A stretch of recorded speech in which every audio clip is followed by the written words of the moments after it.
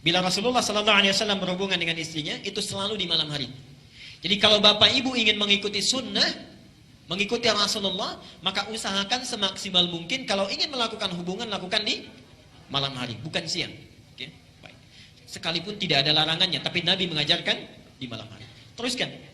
Kemudian setelah masuk kamar mandi, akan melakukan mandi. Setelah selesai, bukan wudhu ya, masuk kemudian akan mandi. Bagaimana cara mandinya, dan mandi itu disebut dengan mandi apa? Dalam istilah fikih, mandi setelah berhubungan suami istri itu disebut dengan mandi janabah atau mandi junub. Saya tulis bahasa Arab ya. Mandi janabah atau junub. Bukan janub tapi junub. Kalau janub itu artinya selatan, shimal utara. Kalau junub itu mandi yang dilakukan setelah berhubungan.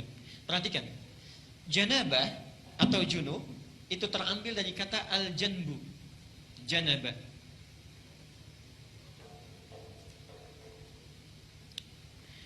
Yang berarti sisi, satu bagian atau pinggir tertentu. Sisi, satu bagian atau pinggir tertentu. Karena itu orang Arab kalau mengatakan saya di satu sisi, kamu di sisi yang lain. Ana fi hadzal janib wa anta fi janibin akhar. Jelas ya? Satu bagian tertentu.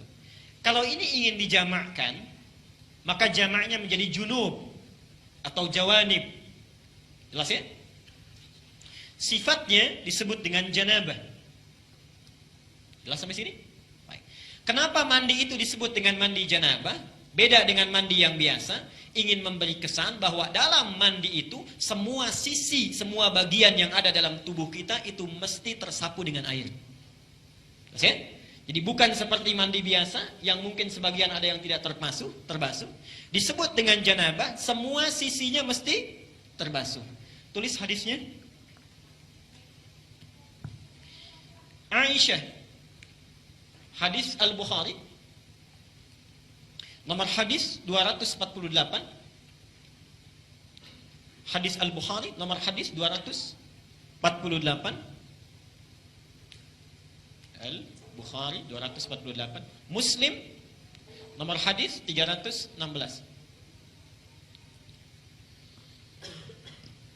Saya ajarkan caranya bagaimana Nabi mengajarkannya. Ini hadis riwayat Aisyah. Nanti yang kedua dari Maimunah binti Al-Harith. Mohon Bapak ya, Ibu fokus di sini. Barangkali sudah puluhan tahun ada yang keliru kita. Oke. Pertama, hadis riwayat Aisyah dulu. Rasulullah sallallahu alaihi wasallam ketika beliau hendak mandi janabah, itu yang dilakukan adalah menuangkan air dulu, membasuh kedua tangannya. Ya? Jadi dua tangannya dulu dibasuh. Kemudian setelah itu, ini gambaran umumnya, beliau berwudu seperti wudunya untuk sholat. Jelas sampai sini? Basuh tangan, berwudu seperti wudu untuk sholat. Yang ketiga, dari bejana yang sudah disiapkan itu, kalau kita mungkin gayungnya sudah ada, mengambil sebagian air, kemudian menyela-nyela rambutnya, diratakan dengan tangannya. Jadi tidak langsung menyiram air Pak ya. Tidak langsung menyiram air Ibu ya. Jadi yang pertama ingat, air diambil untuk basuh tangan kita dulu. Yang kedua apa? Berwudu seperti wudu untuk salat. Sebentar Pak, itu lewat hadis Maimunah. Oke, saya sampaikan bagian pertama dulu. Nanti diperinci di Maimunah binti Al-Harith. Yang kedua apa? Berwudu dulu. Yang ketiga apa? Menyela-nyela kepala atau rambut ya, rambut kita. Yang keempat, kemudian mengambil air, membasuh, menyiramkan di kepala keseluruhan. Belum ke sini dulu, belum ke badan ya. Baik. Saya ulangi pelan-pelan. Satu, mencuci tangan. Kedua, berwudu seperti untuk sholat. Ketiga, menyela-nyela rambut, meratakan keseluruhan. Keempat, menyiram rambut keseluruhan di kepala. Setelah itu, baru disiramkan secara keseluruhan. Jelas sampai sini? Disiramkan secara keseluruhan menggunakan sabun dan seterusnya. Ini gambaran hadis yang pertama yang umum sifatnya. Oke, baik. Coba kita lihat. Hapus dulu di sini. Sekarang kita lihat bagian yang kedua. Ini riwayat siapa tadi? Aisyah radhiyallahu anha. Sekarang Nabi SAW ketika tinggal di rumah Maimunah, kemudian setelah itu berhubungan dengan Maimunah binti Al-Harith, salah satu istri beliau. Kemudian Nabi SAW melakukan mandi janabat saat itu. Hadisnya diriwayatkan oleh Maimunah dari Abdullah bin Abbas. Abdullah bin Abbas di Al-Bukhari nomor hadis 265. Perhatikan. Sebentar, saya menyimpang dulu pelan-pelan. Ibu masih ingat Bapak kisah Ibnu Abbas itu? Anaknya usia berapa tahun?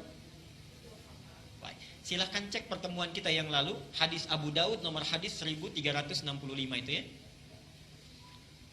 Ibnu Abbas dalam usia 4-5 tahun itu memaksa ingin tinggal di rumah bibinya Maimunah. Jadi Maimunah ini bibinya Ibnu Abbas. Tinggal di sana, ingin melihat bagaimana sifat bangunnya Nabi dari tidurnya sampai tahajud. Saya pernah terangkan ini ya. Ibnu Abbas memperhatikan itu berdiri di depan kamar Nabi, diperhatikan bagaimana kira-kira Nabi bangun tidurnya. Sampai kemudian tahajud, diajak beliau untuk menunaikan tahajud. Ternyata tidak berhenti sampai di situ. Kelak kemudian hari, Ibnu Abbas ini karena sungkan bertanya kepada Aisyah kan, kalau Maimunah itu bibinya, bertanya kepada Maimunah bagaimana caranya Nabi SAW bermandi janabat. Disinilah muncul bagian yang kedua yang lebih terperinci. Satu, kata Maimunah, Nabi SAW bila hendak beliau bermandi janabat, perhatikan, satu, mengambil air dengan tangannya, okay. Lalu kemudian mencuci kemaluannya dengan tangan kirinya. Okay. Nah, kalau Bapak tadi sampaikan, kalau ingin cari referensinya, itu bukan riwayat yang Aisyah, tapi riwayat Maimunah binti Al-Harith. Ini bagian yang pertama. Yang kedua, hampir mirip dengan yang tadi, menyela-nyela bagian rambutnya. Okay. Bagi perempuan, ada dua cara. Boleh diikat, dikepang. Karena Maimunah itu juga pernah diikat, dikepang. Langsung bertanya pada Rasulullah, ya Rasulullah, apakah saat mandi perlu aku uraikan rambutku? Kata Rasulullah, tidak perlu. Cukup kamu guyur semuanya itu, dan bila telah merata, sah mandimu. Jelas ya? Baik. Kemudian setelah diratakan, lebih baik kemudian bisa diuraikan. Setelah itu selesai, kemudian diguyur.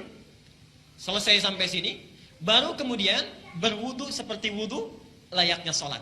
Tapi kaki belum dibasuh.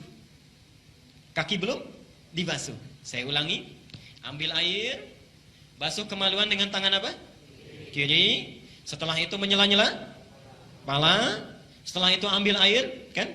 Basuh, baik siram, berwudu seperti layaknya wudu, akan sholat, tapi kaki kita belum dibasuh. Jadi cuma sampai telinga ya. Setelah itu siramkan secara keseluruhan. Terakhir setelah selesai baru cuci kaki. Jelas sampai sini? Nah, ini bisa ditemukan di Al-Bukhari nomor hadis 265. Nah, dari sinilah kemudian ulama menggabungkan kedua hadis ini, dibuatlah susunan yang lebih lengkap. Pas ya? Baik, jadi dari yang pertama kalau kita gabungkan dua hadis ini, pertama mengambil air, cuci tangan dulu, riwayat Aisyahnya. Setelah tangan dicuci kemudian mencuci kemaluan.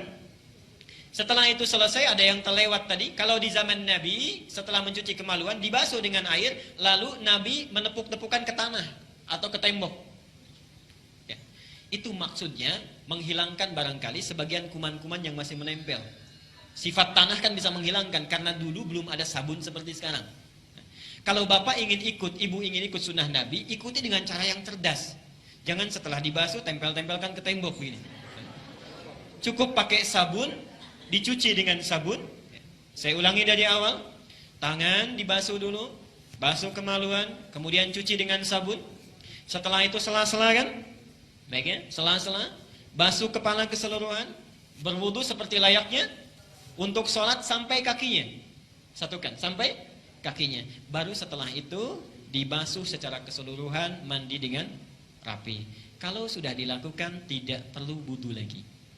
Ya, tidak perlu wudu lagi. Ada sahabat bertanya, ya Rasulullah, apakah saya perlu setelah mandi janabat itu berwudu kembali? Kata Nabi, harus seperti mandi apa lagi untuk membersihkan? Bahasanya metafor, harus seperti mandi apa lagi? Artinya setelah wudu setelah mandi tidak perlu